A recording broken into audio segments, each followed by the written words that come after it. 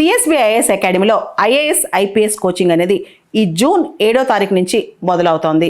ఎవరైనా సరే అడ్మిషన్ కోసం ఈ ఫోన్ నెంబర్ని కాంటాక్ట్ చేయొచ్చు. అమెరికా ఇరాన్ మధ్య యుద్ధం కొనసాగుతూనే ఉంది.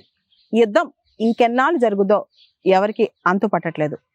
ఇదే టైంలో అమెరికాకు సంబంధించిన పెద్ద పెద్ద ఆయుధాలు, క్షిపణులు ఇరాన్ మసిపెట్టేస్తుంది, మట్టు పెట్టేస్తుంది.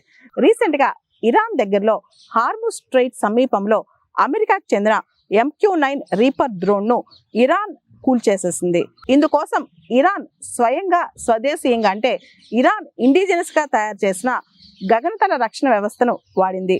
దాని పేరు అరాసీ కమాన్ గేర్. ఈ అరాసీ కమాన్ గేర్ చాలా శక్తివంతమైన గగనతల రక్షణ వ్యవస్థ అని చెప్పి అర్థమవుతోంది. హార్ముజ్ సమీపంలో శత్రు దేశాల యొక్క డ్రోన్స్ అటాక్స్ ఏమైనా జరిగితే వాటిని కూల్ చేయడానికి ఇరాన్ పూర్తిగా స్వదేశీ పరిజ్ఞానంతో తయారు చేసిన అరాసీ కమాన్ గేర్ ని ఉపయోగించినట్లు ఇరాన్ కి సంబంధించిన మీడియా ప్రకటించింది.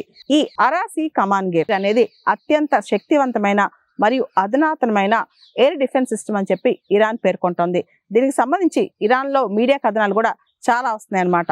అమెరికా ఇరాన్ మధ్య యుద్ధం ప్రారంభమైనప్పటి నుంచి కూడా ఇరాన్ దేశం చాలా చౌకగా లభించే మరియు స్వదేశీయంగా తయారు చేసిన అనేక రక్షణ వ్యవస్థలను ఉపయోగిస్తోంది. గతంలో కూడా అమెరికా వదిలిన అత్యాధునిక క్షిపణులను కూడా ఇరాన్ కి సంబంధించిన షాహేద్ లాంటి డ్రోన్స్ మట్టుపెట్టిన విషయం మనందరూ తెలిసిందే. ఇరాన్ స్వదేశీయంగా చౌకైన డిఫెన్స్ సిస్టమ్స్ కావచ్చు, డ్రోన్స్ కావచ్చు, ఇవన్నీ తయారు చేసి శత్రు దేశాలను ఎదుర్కొంటుందని మనందరికి తెలిసిందే. యాక్చువల్లీ ఈ షాహేద్ డ్రోన్స్ తయారీ ఖర్చు కేవలం 15 లక్షల నుంచి 25 లక్షల లోపే. కానీ 35 కోట్ల రూపాయల ఇంటర్సెప్టర్ మిసైల్స్ వాడాల్సి వస్తుంది ఈ డ్రోన్స్ ని ఆపాలంటే. అది కూడా ఈ షాహెద్ డ్రోన్స్ అనేవి చాలా చిన్న సైజులో ఉండి ఈజీగా అటాక్ చేయగలవు. 1-2 కాదు, గుంపులుగా ఒక తేనెటీగల గుంపు, హనీ బీస్ గుంపు ఎలా వస్తో అంత ఫాస్ట్గా అలా గుంపుగా వస్తాయి. కాబట్టి ఎన్ని ఇంటర్సెప్టర్ మిసైల్స్, పెద్ద పెద్దవి ప్యాట్రియాట్ లాంటి మిసైల్స్ వాడినా సరే అమెరికా కొన్ని అయితే లక్ష్యానికి చేరుతున్నాయి అనమాట. యాక్చువల్లీ రష్యా ఉక్రెయిన్ యుద్ధంలో రష్యా ఇలాంటి డ్రోన్సే వాడిందనమాట. యాక్చువల్లీ ఈ డ్రోన్స్ ఇరాన్ నుంచి రష్యా తీసుకుందని వినికిడి అనమాట. ఇక్కడ ఉక్రెయిన్ పైన కూడా ఈ డ్రోన్స్ చాలా వదిలింది. అప్పుడు ఉక్రెయిన్ దగ్గర ఎన్ని పెద్ద పెద్ద మిసైల్స్ ఉన్నా, ఇంటర్సెప్టర్ మిసైల్స్ ఉన్నా సరే ఈ డ్రోన్స్ ని ఆపడానికి చాలా మిసైల్స్ ఖర్చు అయిపోయాయి. చాలా మిసైల్స్ వాడాల్సిన పరిస్థితి వచ్చేది. దాంతో ఉక్రెయిన్ కూడా ఇంటర్సెప్టర్ డ్రోన్స్ ఇదే స్థాయిలో తయారు చేసింది. ఇదే విషయాన్ని ఉక్రెయిన్ అధ్యక్షుడు జెలెన్స్కీ డొనాల్డ్ ట్రంప్ తో పంచుకున్నారంట.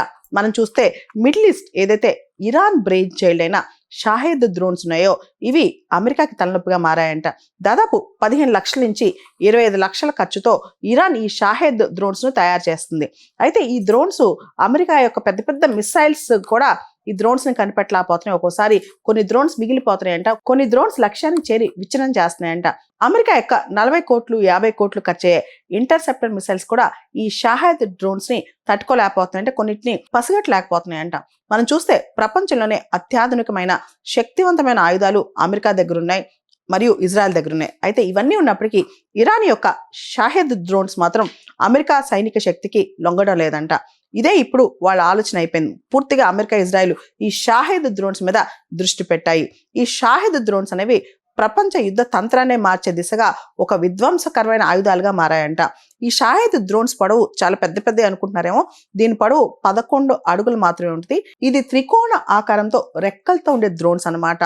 50 కిలోల శక్తివంతమైన పేలుడు పదార్థాన్ని మోసుకెళ్లి 2500 కిలోమీటర్ల దూరంలో ఉన్న లక్ష్యాన్ని కూడా ఇవి ఛేదించి అక్కడ చేరుకుని అక్కడ విధ్వంసం సృష్టించగలవంట. అయితే ఈ డ్రోన్స్ ఎదుర్కోవడానికి అమెరికా, ఇజ్రాయెల్ దగ్గరున్న పెద్ద పెద్ద మిసైల్ ఇంటర్సెప్టర్స్ ని వాడుతున్నా సరే ఇంకా పూర్తి స్థాయిలో ఈ షాహెద్ డ్రోన్స్ ని ఆపలేకపోతున్నారంట. మరో ఆశ్చర్యకరమైన విషయం ఏంటంటే దాదాపు 15 నుంచి 25 లక్షల రూపాయలు ఖర్చయ్యే ఈ షాహెద్ డ్రోన్స్ నియంత్రించేందుకు అమెరికా 35-40 కోట్ల రూపాయల మిసైల్స్ వాడుతుందంట. సాధారణంగా ఇరాన్ డ్రోన్స్ ను కూల్చేందుకు ఇంత పెద్ద మిసైల్స్ ను వాడటం ఏంటని చెప్పి అందరూ ఆశ్చర్యపోతున్నారనమాట. గల్ఫ్ ప్రాంతంలో అమెరికా సైనిక స్థావరాలు కావచ్చు, రాడార్ వ్యవస్థలు కావచ్చు, ఈ డ్రోన్స్ వల్ల విచ్ఛిన్నం అవుతున్నాయంట.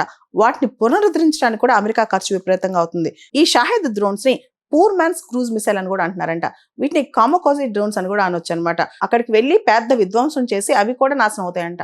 అంటే ఇంతకుముందు కామోకోజీ అని సెకండ్ వరల్డ్ వార్ టైంలో ఒక పైలట్ ని పంపించి అతను కూడా చనిపోయాడు అనమాట. ఇప్పుడు మ్యాన్లెస్, హ్యూమన్లెస్ అనమాట.